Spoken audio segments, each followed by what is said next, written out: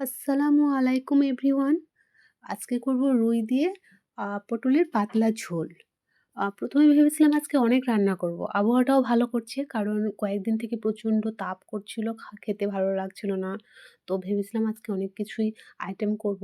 আসলে অনেক কিছু আইটেম করা যায় যদি সমস্ত উপকরণ রেডি থাকে। কিন্তু একা হাতে সমস্ত রেডি করা আবার রান্না করা জিনিসটা ভীষণই টাফ হয়ে যায়।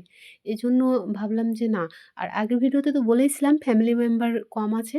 যার কারণে আমি একটাই রেসিপি করলাম। আগের দিনে শোল মাছ করেছিলাম। তো আজকে ভাবলাম যে পটল আছে আর রুই মাছ আছে, তো বড় মাছের সাথে পটলের একটা ভালো সম্পর্ক আছে। তো সেটার সাথে পাতলা ঝোল বানিয়ে ফেললাম অলরেডি। কিন্তু আম্মা বলছিল যে রুই মাছটার সাথে সজনাটা করো। বরাবরই আমি সত্যি কথা বলছি, সজনা আমার ভালো লাগে না। খুব যখন কচি অবস্থায় থাকে তার থেকে একটু মোটা হয় সজনের ডাঁটা, তখন ভালো লাগে। আর এমনি মোটা হয়ে গেলে আমার খুব একটা ভালো লাগে না সজনার ডাঁটা খেতে। কিন্তু যতই মোটা হয়ে যাক আমার সজনা ভীষণ পছন্দ পটলের থেকে। তো বললাম যে, "তুমি পরেরগুলো বাড়িতে করে খেয়ে নিও আর আমি পটল দিয়ে আজকে করব।" তো আম্মা বলছে, "ঠিক আছে এটাই করো।"